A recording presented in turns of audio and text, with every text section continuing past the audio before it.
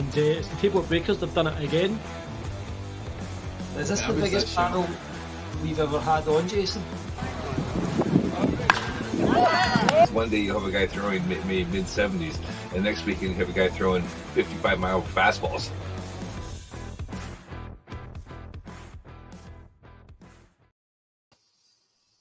Hello again, everybody, and welcome to Ballcaps and Bagpipes. It's a Scottish baseball podcast. I'm your host, John McKellar. And I'm Jason Dure, former league president and Baseball Scotland Hall of Famer. Indeed, you are, Jason, and tonight we're joined by the last of the six managers that we have to get through this early on this season. We're joined by the managers of the Aberdeen Oilers, Casey Mackenzie. Hi. Hi, Casey. Welcome back to the show. And also Jason West, manager of the Tayport Breakers. Hi, guys. Thanks for having me. Again, thanks for coming back on, Jason. It's great to have you both on. We are now, we've just finished week 4 of the Baseball Scotland season. We obviously had a week off for Easter, so 3 game weeks all in. We'll do a quick recap of weeks 3 and 4 before we head into a preview of this week's games. We'll also obviously touch on both the Oilers and the Breakers, you guys' off-seasons, how you feel the off-season went, how you feel the season started, and what your expectations and goals are for the coming season ahead. What I'm going to do before we get into any of that, though, is I'm going to bring up the Baseball Scotland Facebook page, and I'm going to go through this week's scores. In the meantime, while I do this, actually, Jason, do you want to?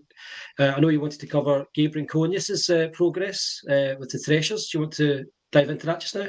Sure, we can do that. So another segment of the show that we were going to start off here was talk about Gabriel Rincones and how he's doing on playing for the the Threshers. So the Clearwater Threshers down that way. Gabe had a pretty good week this week. He is currently batting .216. He's got 4 doubles, 2 home runs, 4 RBIs, but most surprisingly, 8 stolen bases. He is second in the team with 8 stolen bases, which is pretty good for a guy who was rated at 30 speed for MLB. So the scouting reports obviously gave him a low about there. But the last week, he went 5 for 26 for a 192 batting average. He had 3 stolen bases, he had 2 doubles, and he hit his home run. So Gabe was doing pretty good. We had an 0 for 6 last night and kind of dropped the average a bit. But he's mostly seeing time in the 3 or 4 hole. And he's getting a lot of playing time out in left field and DH. So clearly the Phillies are quite happy with his progress. They're keeping him at batting the 3 or 4 hole. And the speed's been really surprising there. So I think maybe by the end of the season, I think quite possibly Gabriel could have a 2020 season in him. Is it a surprise to you, Jason, that he's got such speed in his locker? Has he always been a quick player? I think when they gave him his rating of a 30 speed, so if you don't know how MLB grades people, 80 is the best speed you can get. I thought 30 would be probably closer to my speed, if not there. So I thought that was a pretty low speed to give him. But he's clearly got the base running smarts. He's getting good leads. I've watched a few of his clips on what's been going on there, and he's getting a great jump and stealing bases. So I think people are going to start respecting him, the fact he's already gotten 8 stolen bases. And I think he's played 16 games. He's basically every other day he's getting a stolen base. So, you got to respect him on the base pass. Absolutely, for sure. He certainly seems to be due a ratings bump when the patch comes out later in the season after the deadline, particularly with the speed numbers there. But yeah, that's some great progress already by Gabe Rinconius Jr. Obviously a product of the Edinburgh system back in the day. Certainly got to be happy with the numbers you see in there, Jason. Yeah, absolutely. I mean, he had spent the whole offseason after being drafted by the Phillies hurt. So he's been rehabbing all this offseason there, and he was going to play for Team GP, but decided that it was probably best to stay healthy and not chance any injuries there because he hadn't actually had a chance to play with the Phillies there. So so glad to see he's off to a good start. It's got to be hard to be able, not be able to see any live pitching and game speed there for a few months there and kind of get his swing back. But the fact that Batman in the 3 and the 4 hole, that's obviously promising. They're expecting big things out of him. Certainly, for sure. We've got a comment from my comments teammate Chris Kelly. He asks, "Wonder what speed I'd be? Does the scale go into negatives?" It's an interesting question. Do you want to explain as best you can how they work that scale out? Is it 20/80, the scale? 2080, yeah. So Yeah. so your Daniel Vogelbach is going to be a 20 speed. So you're not going to get much slower than that. And obviously when you have elite speed there, so I know he's playing with Carl Crawford's son, who's playing out in left field out there. I can't think of the name of his son at the moment there, and he is 80 speed. So these guys are just at another level there. So think sprinter speed. Think guys are trying out for the Olympics, that kind of speed though. Those are the kind of guys that get 80 kind of speed there. So when I would have thought Gabriel would have a 40 to 50 somewhere in that range. To give him a 30, obviously had a terrible workout day and just rated him low on that. But he's proven me wrong. Is there a reason it goes 20 to 80 and not 0 to 100? That I don't know. I'll tell you what, I will find out, and in 2 weeks we come back and I give you the update. And Gabriel, I will find out why it's a 20 to 80 scale, and we can go into details about that. Perfect. Well, let's dive into the scores for the last 2 weeks of games. We will go to week 3 first off. That was back on the 16th. The AAA division, it was just the 2 games. We're going to get into that in a minute, Casey. The Edinburgh Cannons visited the Glasgow Comets and picked up a 4-0 win on week 3. The Breakers were in Edinburgh and they picked up a 17-2 win over the Devils. So a bit of a shellacking there by Jason West, guys. That was the AAA games that week. In single A, just the one game in week 3, it was the Comets 11-5 winners over the Edinburgh Knights in the Knights' first game of the season. This past game week, it was just yesterday, the 23rd of April. The Comets went up to Tayport and played the Breakers in AAA. It was a fantastic game. It was the live broadcast this week. Massive apologies for the quality of the broadcast. The stream was interrupted by both, by wind, really, really bad wind, cutting wind, which basically made the commentary more or less inaudible. It froze because my phone died because of how cold it was. And it was also interrupted by that really annoying shrieking test alarm thing that the UK government decided to put out. So not a fun stream all in. It was a great game of baseball, though. The Tayport Breakers kept their perfect start with a 7-4 victory over the Comets. Close game, despite the conditions. And when I say it was windy, guys, it was really, really fucking windy. The Tayport Breakers and the Glasgow Comets played a very tight game of baseball, defended well. The Breakers picked up some really key hits and managed to win that 7-4. So a close game, hard-fought victory by the home side. And that was, I just again apologise that we weren't able to bring all of that game to you because you should have seen it. It was great. Back in Glasgow, the Galaxy picked up a 21-1 victory over the Edinburgh Diamond Devils. And in Edinburgh, the Oilers went to Edinburgh and faced the Red Hot Cannons, who picked up a 36-0, I think, victory.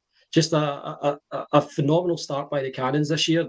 Their bats have come out of the blocks guns blazing, quite frankly, and just amazing to see a 36-0 scoreline. It just goes to show, I think, the quality that the Cannons have if they've got everyone available. It's pretty terrifying for the rest of the league, and it looks like they should be considered probably early favourites to retain the league title this year. In single A, it was a 13-3 Comets victory up in Tayport. The single A Comets improving to 3-0 for the season. And in Glasgow, the Knights picked up a hard-fought victory over the Galaxy in a 9-7 scoreline. So a very close game, but the Edinburgh Knights, they recovered quite well from their opening loss back in Glasgow with a 9-7 win. So those are the scores from these past 2 game weeks. Jason, did you manage to get down for any of the Edinburgh game? No, not yet. I unfortunately have been too busy to go down there, but I'm planning to find some time this weekend to go and pop on down for the next game and come down and say hello to everybody and see how everyone's doing and try to catch a couple of innings. Yeah, it's been a fantastic game of a fantastic season of baseball so far, and we're only a few weeks in. It's been eventful. We've seen some crazy score lines already, but it's been fantastic early going in the 2023 Baseball Scotland season, and hopefully that momentum can continue as we go towards mid-season. Let's fucking go Comets, says Chris Kelly. So thanks for tuning in, Chris. Tonight, I think he missed the last 2 weeks, I think, so hopefully he'll be at the ballpark next week or in the coming weeks. But yeah, thanks for joining us. Let's say we get to our guests and have a chat with them, Jason.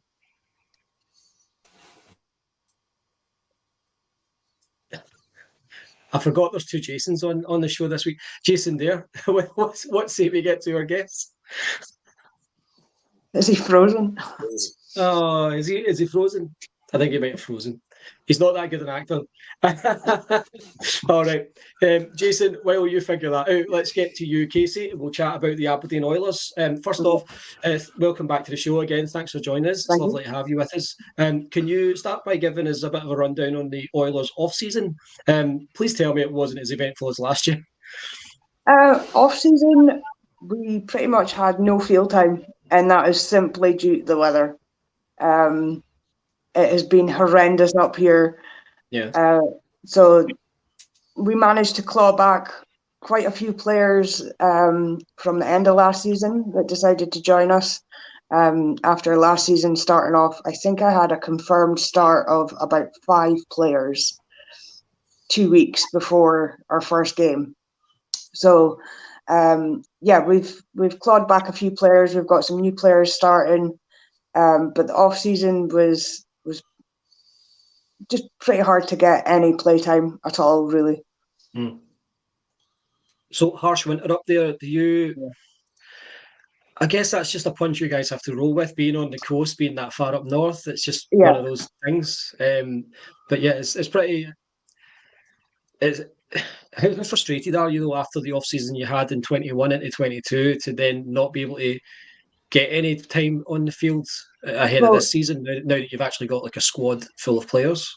Being such a small team that we weren't able to build our funds, I suppose, so we couldn't really go and find anywhere for indoor practice. And there's not that many places in Aberdeen that will actually have us for in a normal sports centre or anything like that. We have ASB available to us at ridiculous prices per hour for what we're getting. And it's just something that the club itself can't afford. It would have to be funded by each player who turned up on the day, which, a lot of our players can't manage that with them being students and stuff. So it is hard. But then again, I'm building up a club again that after lockdown pretty much disintegrated. So, we're getting there one step at a time. Really. Yeah, absolutely. Yeah. I know that last season I think your focus last season was more or less on finishing the season and trying to build the roster a bit. It looks like you've managed to do that, even despite the weather, despite the fact that you haven't been able to train as much as you'd like. So that's definitely commendable. And it's good to know that you've managed to bring back the key players who are sort of seen as leaders on that team, because I think a lot of them are still, like you alluded to there, a lot of them are still kind of young, like, in terms of like being teenagers, even some of them. Yeah, we've got 2 under 16 Erin, obviously my daughter, she's been playing for a few years now. Gideon, he's just come back. He was on the youth team when I was running that. And we've got two boys that are away to turn 14 in the next 2 months. So I can't wait to get them on the field because they're going to be really good talent. But yeah, we have a lot of students, college and university students. So yeah, it's hard trying to keep the people that we have, but we've got a lot of rookies as well who have literally just started the game, just like last season. We don't have very many veteran players, which is probably, we benefit more from that. Or seasoned players, I suppose. With that in mind, are you ever tempted to pull on the jersey and grab a glove and hit the field just for the sake of leading by example in games? Yeah, well, last season was my first season playing, so I'm still classed as a rookie myself. And I have to be out there because sometimes, like yesterday, we just don't have the players who are available. So yeah, it's necessity. I might not be the best, definitely not the best, and I'm still learning a lot of the positions. So yeah, you've got to do it. You've got to keep the club going. Absolutely, yeah. At the end of the day, that's the key, isn't it? Getting getting through each season until you can start to build up a team that's going to compete is really a problem that every team has faced. But let's move on to the 2023 season so far. You've had kind of a frustrating first few weeks, I think, you guys. Yeah. You've managed to field players for the games that you've had. However, there was one game back on week 3 in the 16th, just last Sunday, against the Galaxy. It was supposed to be the Baseball Scotland live streamed game that week. However, it was postponed. Now, I don't know, we won't get into too many details about why it was postponed, but there was some kind of field clash. Yeah, there was an admin mix-up with our the people who hold the field itself, so that's through Sport Aberdeen. There was a small admin mix-up, and the cricket got the field instead. We've been assured it's not going to happen again, and I have to take their word on that. They seem pretty set on the fact that we have our days where we have our league games and they have theirs, and it needs to stay that way. So as long as it doesn't happen again, I'm happy. For sure, yeah. C. Kelly edits, Chris Kelly, my teammate on the comments, has a comment for you, Casey.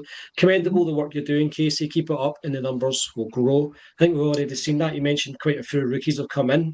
Convoy 20, Paul Convoy on YouTube says admin. So yeah, we won't get into too much of the brass tacks of it, but yeah, No. like obviously a glaring error, I think, quite frankly, has happened there. And it certainly, if it's, you guys have the field every Sunday, it seems like a pretty simple arrangement, but there you go. Talk me through the first couple of games of the season. You guys faced Tayport in the opening day game. It was a pretty close game, a 10-7 finish. Yeah, it was an excellent game, actually. Went down there to have fun, like always. We just want to play. Even the guys that have just started, we just want to get some game time, really. So went down with a good attitude. Had a couple of minor issues on the field with some players being a little loud.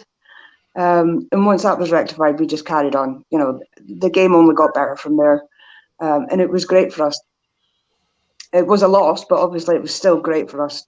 Just shows that we can get those runs in at some point.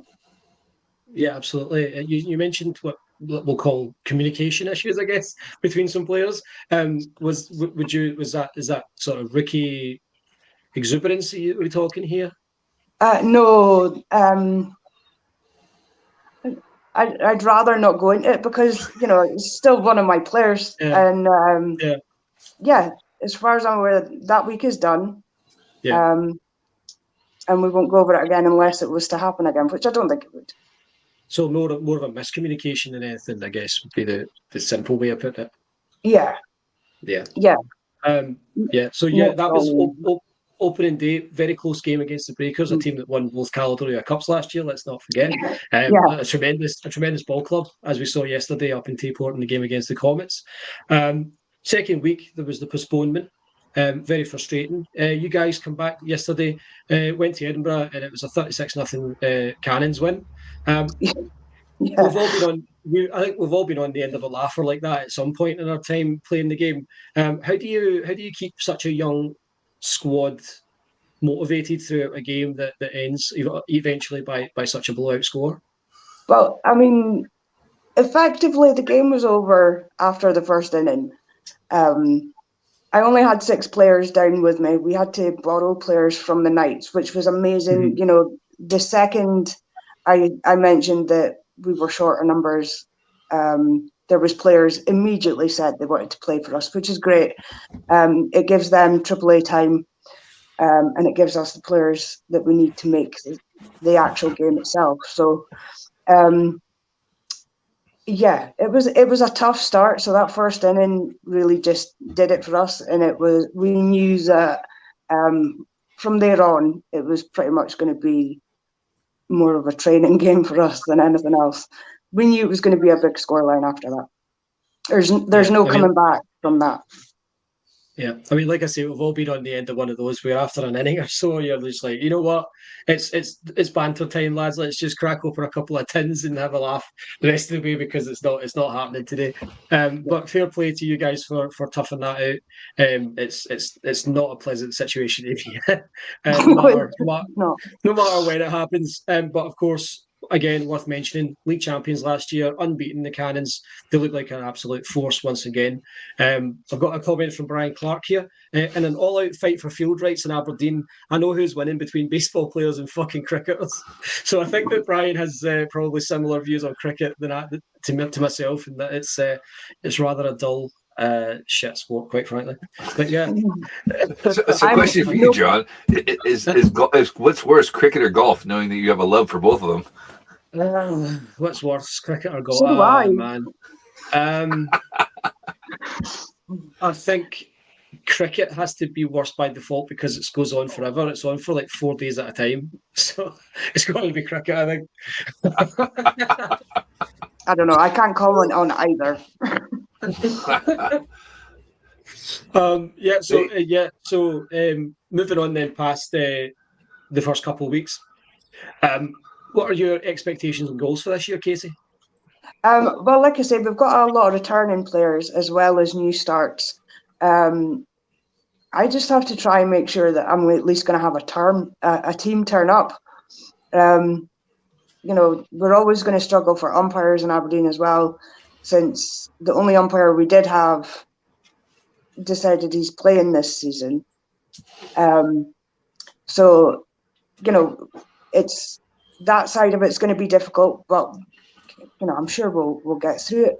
We just have to make sure we've got the numbers who actually want to turn up and just play, because that's all we want. We just want the playing time. Well, half of us do. The other half just want to play sometimes when they feel like it. Yeah. Just contact Aberdeen FC fans and tell them that the new stadium's been built and that they're only going to be playing Sundays from now on. That's another laughable situation. Yeah, let's not talk about that one either. Aye, I still find it so strange to hear someone talking about going down south to Tayport when it's like an hour and a half journey up north for most of us in the league. So Robert Dolan says golf is a good walk. I don't think he's posted all of the quote there, because I believe the quote is that golf is a good walk wasted. I can't remember if it was Mark Twain. So they need a pitch clock in cricket, asks Rory Dunn. I think they do, yeah. Christopher Robbins says, need more than a pitch clock to save cricket. So, I mean, we're rinsing cricket tonight. I love it. Love to see it. I'm not getting involved in that one. Golf is a walk in the countryside ruined, he says. Mark Twain. Robert, it's worth saying it was the home plate umpire in the AAA game yesterday. It was great seeing Robert back at the field. So I just want to give a shout out to him. But yeah, thanks so much, Casey. I don't have anything else for now. Jason, do you have anything you want to bring up with Casey just now? Yeah, I was asking a couple questions. Did you ever think of going to watch the cricketers and just tell them how shit they are? They should try baseball. Well, there was a lot of talk of, oh man, I've gone and forgotten the Ron Burgundy thing. What was that? The Anchorman. Yes. Yeah, a couple of the guys wanted to do the fight scene from Anchorman. So that was shot down. Obviously, we can't have anything like that at all. We worked on the field that day, so we got some field maintenance done on the mound and on home plate. We couldn't do any on second base because their boundary line completely envelopes second base now. Because they put the wicket in the wrong side of the field. So, yeah. Fantastic. That's really kind of them. Yeah. Let's just not. And then from a coaching managerial seat, where would you like to see Aberdeen in 5 years' time? 5 years' time. Yeah, because they said you right now you're like, oh, I want to play, and we want to get the games in, and we were building. So it said, you think about in 5 years' time, where would you like to be? Well, obviously, I'd like the Express back up and running. So I'd like to get enough players for that again. I would like someone else running it with another coach. yeah, obviously I want our own home ground, and something we can build on from there, really. If we have our own space, we can have a proper backstop, we can have boundary lines put up and things. So yeah, something we can call our own that we can use whenever we want and whenever we need it, really. Fair enough. Yeah, all right. That's a good goal. 5 years time. Yeah, you can do all the hard work and then hand it off to somebody else and go, here you go. I've done the plus, and it's my turn to go and play and enjoy myself. Yeah, I'll be far too old to be playing, so. You're never too old to be playing in this league, I don't think.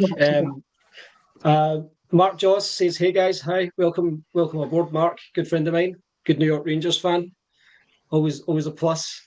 How about them Rangers? Doing pretty well early on in the postseason." Jason West, manager of the Tayport Breakers. Thanks again for joining us. Let's talk first off with you once again about the off season. You guys in the Breakers had a phenomenal 2022 season. Finished with 2 cups, both the AAA and Single A Caledonia Cups, resting in Tayport. How did the off season go, and how do you feel about your guys' chances of repeating on both fronts?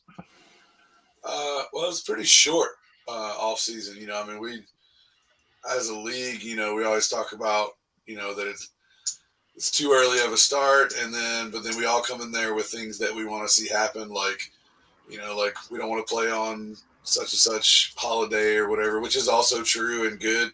But then we end up getting right back to where we're starting early. And as Casey mentioned, for those of us up north, the weather becomes a little bit more of a problem for at least a few weeks longer than maybe it does down south.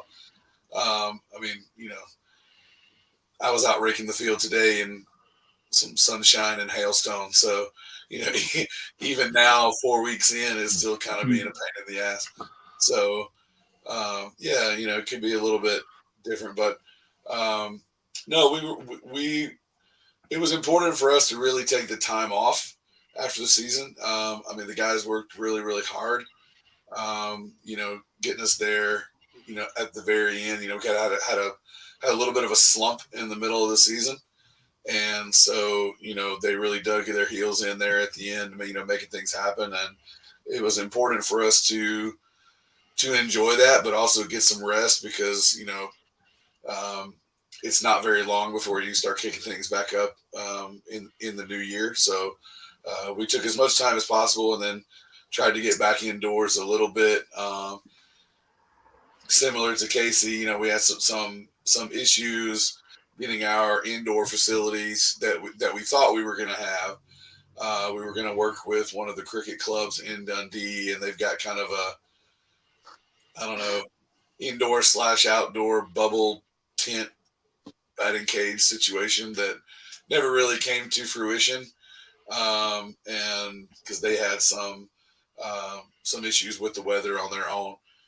And so we never quite got into that like we thought we were going to. So we ended up going back to the facility that we usually use, which is great, but this is kind of limiting in terms of the space as far as for our needs go. And so we're able to get some things done as far as bringing in, some new folks as well as PT built us an indoor mound to use and start training up some pitching and things like that. We only were able to use it a couple of times, but it's good to get people thinking about, training up different aspects of the game, maybe that they hadn't thought about pitching or catching before. The indoor time is a good time for that, as well as maybe, give a little refresher on some of the basics and things that, we don't usually take the time to go over once we hit outdoor training. We're more concerned with getting the game going as a whole, so yeah, it was good. It was a good off season for us, but I think we're all glad to be back outside now. Slightly so, I imagine, given the start you guys have had at AAA level. You've started the season 3-0. You guys in the Cannons, the only 2 teams to have done that so far. How are you feeling about the first couple of weeks? Obviously, we've covered the 10-7 win over the Oilers back on opening day. You guys also defeated the Devils by a final score of 17-2 on week 3. And then, of course, yesterday, the close win over the Comets in a 7-4 game. How are you feeling about those first few weeks? Yeah, I mean, we're happy, but as we say every year, it's a long season. You know, there's a lot of baseball left to play, and there's not a team in this league that doesn't have room to grow. And so I don't think any of the teams that we're looking at right now, including us, are the teams that you'll see at the end of the season. Whether that be a good turn or bad turn, um, I think there are a lot of teams that have some things that they haven't shown yet. Most teams, I feel like at this point in the year, like you said, you're still kind of testing the waters on some new players. You're still kind of shopping some ideas around, and waiting for. I mean, these are adults who have other lives as well. That are happening. So you're kind of still working out schedule issues that people might have. Being there on a particular day, and really just getting back used to playing baseball again. So we're happy with our start, but by no means resting on them. There's a lot of talent in this league, in every team, in every city, and if you start overlooking those or thinking, oh, there'll be a walk, that's usually when you get surprised. Or sometimes you get to be the one surprising. So that's the thing is kind of echoing what Casey was talking about. I mean, we've had those days where, or those weeks, months even, where you focus on winning little plays, and then eventually you focus on winning innings. We won those innings. We didn't win the game, but we won 3 innings this week. That's great. Eventually you win 3 or 4 more innings. Eventually start winning some ball games, and it does come. Eventually it does come, and I think now we're seeing that a little bit with, we've got a lot of young talent coming up through the single A. We've got 5 or 6 under the age of 16, and it's really good to be able to get them some game time this year, and really start to see them grow. They had a little bit of a rough go in their opener over the weekend against the Comets, who are I think single A wise going to definitely be a force to be reckoned with as well this year, just on some sheer numbers, if nothing else. You guys are, have a pretty big squad, and but like we're able to see these guys really. I mean, even just over the course of a couple of innings, they kind of let it get away from them in the first couple, but then by the end of the second inning, I mean, we were seeing plays from some of these guys that that we didn't expect to see. That there were some great throwdowns at second base and third base, and some nice deep hits into the outfield as well. So, even just the progress over the course of the game lets me know that, we're going to finish stronger than where we start, which seems to be our case every year. So, all we can do is just keep doing the things we're doing and hope for the best. For sure. Now, as you've mentioned there, your opener was this weekend in Single A. You feel you had a very young, quite an inexperienced squad. My question to you at this point, Jason, is does it frustrate or bother you in any way that you've only played the one Single A game, bearing in mind the desire to see these young players get plenty of game time across the season? No, because like I said, I mean, there's a lot of game time to be had out there, and like I said, that there's going to be plenty of time to let these guys learn from the AAA as well. Sometimes just sitting and being able to watch a game being played at a higher level, even if you're not necessarily physically involved in that game, you can learn a lot by watching others, if you're willing to take that step back and look at it in that way. And And if you're lucky, there'll be a situation where you might be able to scalp a little bit of game time away from the AAA guys as well. So, I don't think anybody's looking at it as if we haven't had enough game time. It's just a matter of it's early in the season yet. So it's just a matter of still trying to find out where some people are going to fit in and getting that all valuable game time in from some that maybe haven't had it yet, some that may be brand new to us. Yeah. And so I guess maybe to invert that question then, do you feel then that it's potentially a bit of a bonus that they've played less in the first few weeks and will potentially get a chance to get a bead on the AAA guys first before they get right hot and heavy into games? No, I mean, I don't think it has much of an advantage. Like I said, it's kind of like what we were talking about the other day with the, you guys have mentioned on the show before, that idea that eventually, we'd like to see a single A, a double A, and a triple A. While I think that'll come one day, I do think we're still quite a ways off from that. At least in terms of, some of the smaller area clubs, being able to have that kind of talent pool to draw from to build two teams is a big ask,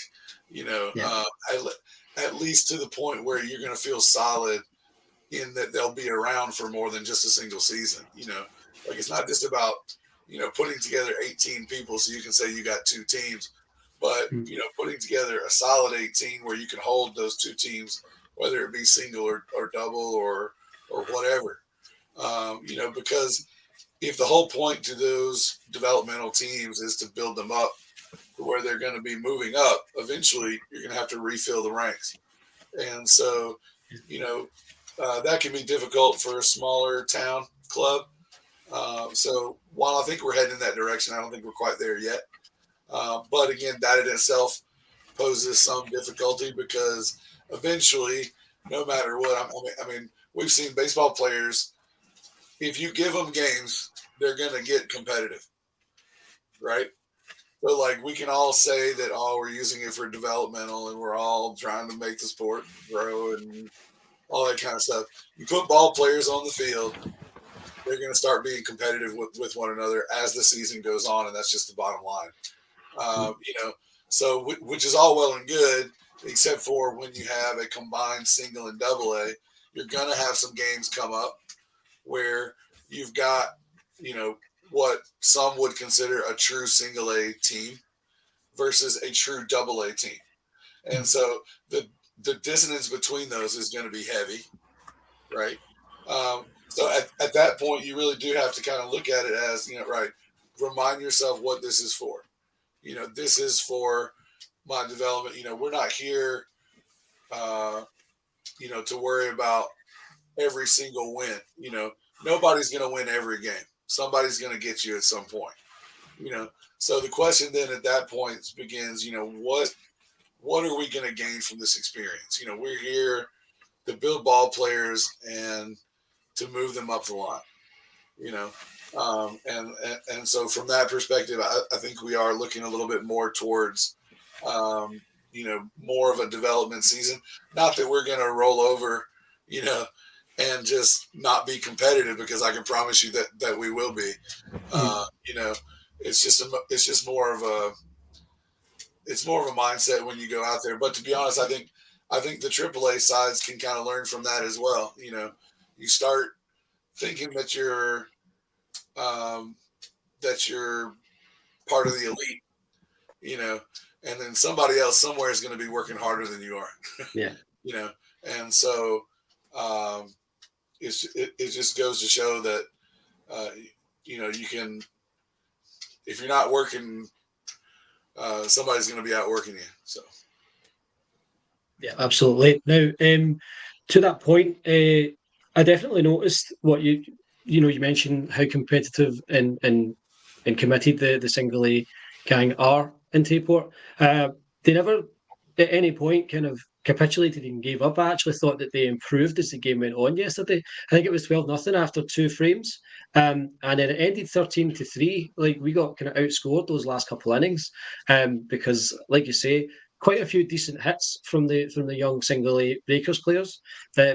Marked improvement in fielding as well as the game went along. As soon as the pitching managed to tighten up and find the zone a bit more, it became much more difficult for the Comets as the game went along. So definitely positive signs there and reasons to be cheerful. And like you said earlier about winning an inning and then maybe winning a couple of innings until you get to the point where you are winning ball games. You guys have been through that with the Triple A just a couple of years ago, and then you came along last year and won two cups in one season. My last question to you is amongst that talent, that young single A talent, do you have one in particular that we should be keeping an eye on? No, they're all good. I mean, like Nice done. guys that have won awards, or whatever. But whether it's single or Triple A, we had a lot of fun last year. And like I said, we took those 3 months off and we soaked it up and we enjoyed it. And, expended our bragging rights, but, now last year don't mean shit. So, we're back at work and everything that we have to prove is all in front of us right now, so, we're putting everything into next week. Whatever the next game is, that's where we're going. That's where our mindset is. And I think that's what does us well each week is that, we don't worry about who it is that we're going to play. We don't adjust what we do for who we're playing. We play our game. We play breaker baseball, week to week. And I think that's been a boon for us so far. Is just trying to keep that mentality of, always striving to make yourself better and your teammates better. An absolutely perfect answer, Jason. That's all from me for now. Thank you again for the hospitality yesterday. Thanks for having us over. It was a great day, despite the weather in the Triple A game. But I'll catch you down the road soon. Jason Dare, do you have anything you want to ask Mr. West here? I was going to say, with Dundee being the sunniest place in Scotland, when would it be the ideal spot to start the season for you guys? Because obviously we're down south. We don't know how cold it is up there until springtime. Yeah, I don't know. I mean, if you push it too far into spring, then you're on the backside of October, playing games. So I think it depends on the year. I mean, because we've had some Octobers that are pretty brutal too. It just depends on the year as to which would have been better. I don't think there is a right answer to that. It's just some years are more crap than others when the weather's concerned. So you just have to kind of play it by ear and deal with it as it comes. Unfortunately. Yeah, no, there's not much you can do about the weather there. I have to say, I saw pictures of John and my heart went out to him because he looked rather cold. But I thought our media tent, as it were, was just going to hike up and blow on down to Aberdeen somewhere, Yeah, it was almost in Aberdeen. Yeah, that's a good point, Casey. Yeah, I think it was particularly difficult for myself due to the knee issue that I sustained in the single A game. Because as the game went on and it got colder and colder, it just felt more and more stiff. So as soon as I tried to stand up, I was in agony. So yeah, not pleasant. But if you're gonna trip, right, trip close enough to home plate, right, that you can at least reach and make sure that you're safe at home. So good on you for there, because I would have tripped somewhere around second base and just never gotten up again. So I want to clarify this and clear this up once for all. I didn't trip. I've been told that I tripped by so many people. I didn't trip. My left knee went, and then when I took my next step on my right, I lost my footing. And then when I went back to my left, I crumpled. So you slipped then. That's what that's called. Slip. That's what that's called. That's a trip. It's okay. It's okay. We're all getting older, but luckily there was no video coverage for the first game, so nobody will ever see it. Fair enough. Right. Thanks so much, Jason. What were you saying? Sorry. I said nobody will ever see it, and we'll keep it between us, except for this podcast. Well, in that case, I'm fine because the viewership's pretty abysmal on this show, so it's all right. Thank you so much, Casey and Jason.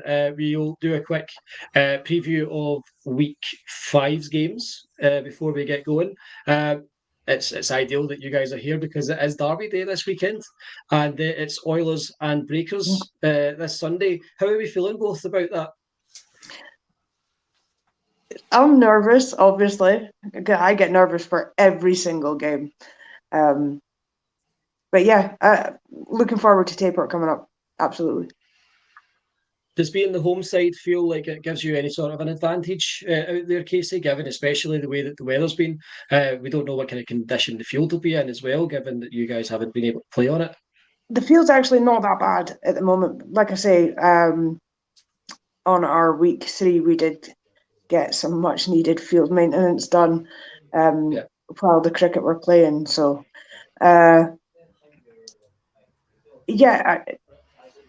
any game is a tough one for us. So, no advantage whatsoever. I don't think at all.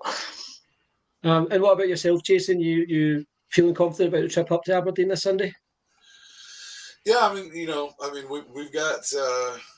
Anytime you got a road game, there's a little bit more to think about, and you got to get up a little bit earlier, to make sure you get everybody there. And, there's always little unknown things that seem to crop up around Wednesday, Thursday that you then got to sidestep. But then, once we get everybody there, we're usually pretty confident in our abilities, but you don't want to be too confident. I seem to remember being witness to a game last year up in Aberdeen where Aberdeen were able to take a victory off another team that wasn't us. I think it was the one day that I was able to actually get to watch a game for once. It was really nice. But like I said, there's not a team in this league that isn't capable of beating somebody else. It's kind of it's usually stated for football, but in this country, any given Sunday, right?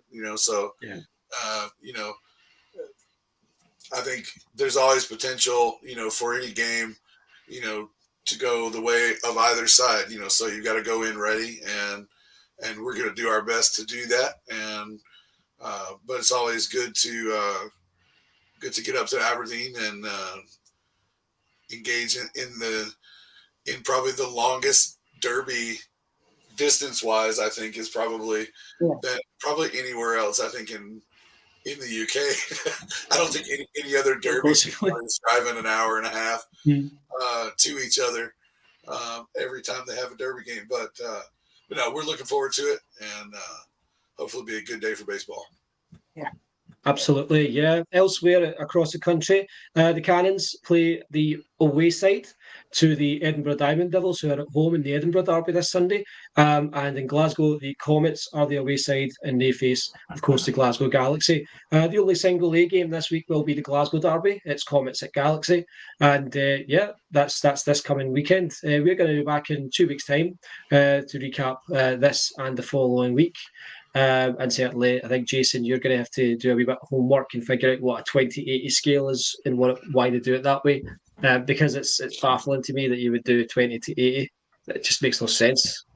I think they just don't want to insult you by saying you're 0. And let's just go with that. Like, if you got a 0 speed, that's it. But yes, I'll come out with the research of that. We'll give you an update on how Gabrielle is doing the last 2 weeks. One of the cool things about that was Gabrielle's parents were actually there at the game to see him hit the home run. So nice. His mom had a great video of that. So that's pretty cool that they're over there at the moment watching him play. That's brilliant. We've got just a few wee comments here before we get going. Brian Clark says, good managers, answered by Jason and saying they're all good.